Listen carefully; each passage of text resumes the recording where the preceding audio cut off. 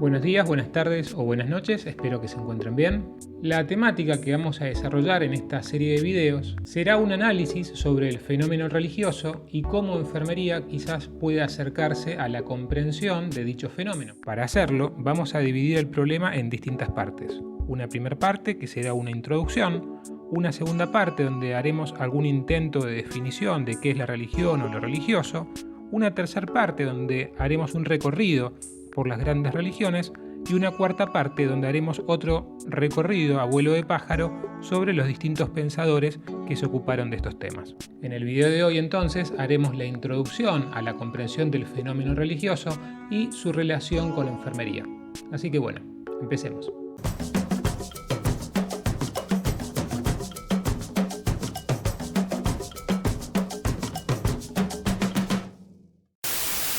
Hacer un video de religión desde una mirada o desde una perspectiva filosófica, pensado para estudiantes o para el personal de enfermería, debo reconocer que me resultó bastante complicado. No tanto por los contenidos o el armado del video, sino porque el tema de la religión, al igual que el tema de la política, están muy presentes en nuestra vida cotidiana. Lo político, a diferencia de lo religioso, está mucho más presente en los medios masivos de comunicación.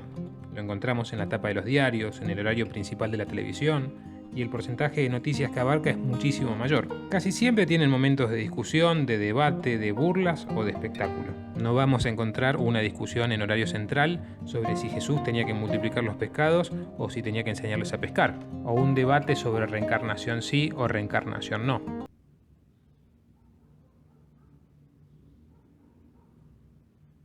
No significa esto que los hechos religiosos no aparezcan en la televisión, pero cuando aparecen suelen estar relacionados a hechos de escándalo que generan indignación o morbosidad. Y si tenemos que remitirnos a una experiencia personal, es bastante habitual haber vivido o haber escuchado de alguien que haya vivido la frase de "en la mesa no se habla de religión ni de política". Y generalmente eso lo dice alguien que no quiere buscar conflicto, algún padre o alguna madre conciliadores, que no quieren pasar un mal rato en la mesa de Navidad o en algún encuentro familiar. Pero, lamentablemente para los espíritus conciliadores, la política y lo religioso son temas inherentemente conflictivos.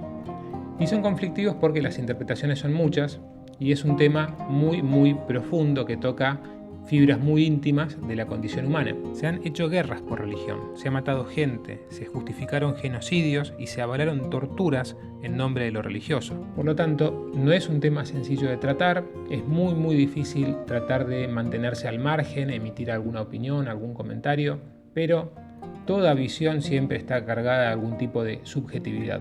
Lo que quiero que quede claro es que no está hecho este video ni los próximos videos con ningún ánimo de ofender o de faltarle al respeto a nadie. Así que bueno, dicho esto, vayamos al núcleo del video. ¿Qué tiene que ver la religión con la enfermería? Bueno, en principio hay una relación histórica. Si en la carrera vieron un poco de historia de la enfermería, se habrán dado cuenta que en la época preprofesional de la enfermería, el cuidado de los enfermos estaba realizado por personas, mujeres en la mayoría de los casos, vinculadas al ámbito religioso. Encontramos también dentro del ámbito laboral de la enfermería algunas palabras como vocación, abnegación, sacrificio, palabras que tienen una fuerte raigambre en el vocabulario religioso. Por otro lado, ya dejando de mirar hacia atrás y poniendo el ojo un poquito más en el presente, vamos a empezar a mencionar distintos casos donde lo religioso y la enfermería se encuentran en el ámbito cotidiano de nuestra profesión. El primer caso es el más polémico y quizás el que más susceptibilidad despierta, porque el primer caso del cual vamos a hablar es el aborto. Aquí en Argentina, durante varios años de debate, finalmente en diciembre del 2020 se votó favorablemente la legalización del aborto. Si uno escuchaba los discursos y exposiciones de los diputados, senadores y de algunos referentes de la cultura y de la ciencia, podía ver y notar la presencia de la palabra religión, ya sea a favor o ya sea en contra. El debate que se generó en la sociedad fue muy intenso. Y ese debate también, esa intensidad mejor del debate, también se trasladó a las discusiones dentro del personal de enfermería. Si viene una mujer a realizarse un aborto al hospital, ¿cómo la atendemos? ¿Con indiferencia, con bronca, con empatía? ¿Qué valores vamos a priorizar? ¿Los valores personales o los valores colectivos? ¿Los valores de las creencias o los valores de la ley? El segundo caso viene a encontrarse en el otro extremo de la vida. Acá estamos hablando de eutanasia. A diferencia de la legalización del aborto, no son tantos los países que legalizan la eutanasia. Y uno de los principales problemas en este punto, a nivel ético por supuesto, es que estamos hablando de una persona que ya está configurada no solo biológicamente, sino también civilmente.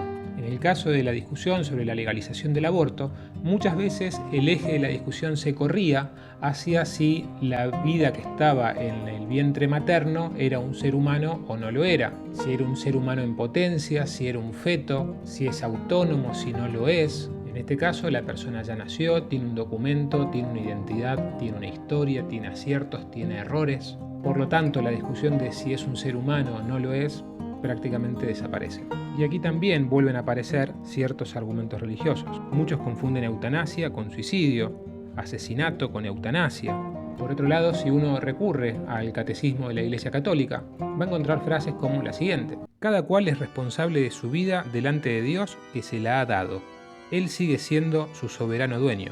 O bien, cualesquiera que sean los motivos y los medios, la eutanasia consiste en poner fin a la vida de personas disminuidas, enfermas o moribundas. Es moralmente inaceptable. Como enfermeros muchas veces nos encontramos con pacientes con muchísimo dolor, con agonía, con un sufrimiento que conmueve y que nos lleva a preguntarnos qué haríamos nosotros en su lugar, qué pediríamos nosotros. Yo recuerdo tener 7 años y ver a las personas de 40 como viejos que ya no se podían subir un árbol o que no se podían pasar la pierna por atrás o por arriba de la cabeza. Hoy ya tengo 40 y me costaría mucho subir un árbol y ni aunque quisiera me podría pasar la pierna por arriba de la cabeza. Pero ¿qué tiene que ver esa anécdota con lo que estamos hablando ahora de la eutanasia y de los deseos del paciente? Y creo que lo mencioné porque me parece que a medida que nos vamos acercando al horizonte de nuestros deseos, el horizonte cada vez se corre más. Y en el caso del dolor y de la agonía, yo pregunto, ¿quién no ha escuchado o quién no ha dicho una frase como, por favor, cuando yo esté en esa situación, matame o no me dejes llegar a esa situación? Al mismo tiempo hemos tenido pacientes o familiares quizás que, habiendo llegado a esa situación, que están conviviendo con un dolor incalculable, un dolor indecible, no piden que los maten, no piden eutanasia, porque quieren respirar hasta el último aliento de agonía. Por lo tanto, la experiencia del límite nos coloca frente a cuestiones de índole religiosa. Después de esto, ¿qué hay? ¿Hay algo o es la nada y el olvido? ¿Hay resurrección? ¿Hay reencarnación? ¿Hay un juicio quizás para evaluar si fuimos buenos o malos? En este último caso quería mencionar un ejemplo que esté alejado de los extremos vitales, digamos. Un ejemplo que esté en el transcurso, en el durante de la vida. Y sería el caso de aquellos pacientes que se niegan a recibir un tratamiento por cuestiones religiosas. El caso más paradigmático que se me ocurre, o sea, esto es totalmente personal, es el caso del cristiano testigo de Jehová, que se niega a recibir una transfusión sanguínea. Pero también hay otros casos en otras religiones y en otras creencias. Otro problema es la oposición que están mostrando algunas comunidades por cuestiones religiosas o culturales. Me sorprendió mucho que algunas enfermeras aconsejaran a la gente que no se vacunara, dice este médico. Pero lo que más me impactó fue escuchar a una enfermera decir, mi pastor dijo que no. Pero también está el caso de aquellas personas que, más que rechazar, directamente atentan contra las condiciones de salud elementales en nombre de lo religioso o influidos muy fuertemente por lo religioso. Ahora lo que voy a hacer es comentar este caso. Es un artículo que salió en New York Times y voy a pasar a su lectura. En 1993, Meserak Ramsey, una mujer etíope que en la actualidad trabaja como enfermera en California, fue a visitar a una amiga. Una vez allí, observó que la hija de esta, de solo 18 meses de edad, estaba acurrucada en un rincón sufriendo mucho. Ramsey se horrorizó al averiguar la razón. La hija de su amiga acababa de sufrir una clitoridectomía o circuncisión femenina, que consiste en la mutilación quirúrgica del clítoris. Esta operación dolorosa la llevan a cabo las comadronas, los curanderos tribales o los médicos, muchas veces sin anestesia, en Nigeria, Togo, Somalia, Egipto y 36 países más de África y de Oriente Medio. De acuerdo con las tradiciones patriarcales y religiosas de estos países, los maridos exigen que sus mujeres sean vírgenes cuando lleguen al matrimonio y que les sean fieles con posterioridad. El propósito de la mutilación genital es eliminar las sensaciones sexuales, disminuyendo así las posibilidades de que las mujeres violen la moralidad sexual vigente. En dicho proceso, las mujeres mutiladas se convierten en más deseables para los hombres. En 1 de cada 5 casos, se lleva a cabo un procedimiento más radical al que se conoce como infibulación y que consiste en la mutilación de todo el aparato genital externo para coser luego las superficies, dejando solo un pequeño orificio para orinar. En estos casos, al llegar al matrimonio, el marido puede reabrir la herida y asegurarse así la virginidad de su esposa. Bueno, ya para ir cerrando, quería comentar lo siguiente, que a medida que fui haciendo este video, me fui dando cuenta que los ejemplos y los casos que fui comentando, quizás dejen la sensación de que las personas religiosas son fanáticas o que son irracionales. Y la verdad que no es esa la idea que yo tengo de una persona religiosa. Si bien considero que la religión no tiene una fundamentación racional, también se pueden observar fanatismos en el fútbol, en el arte, en la política, en la economía, en las discusiones científicas, sanitarias y, por qué no, hasta en las discusiones filosóficas.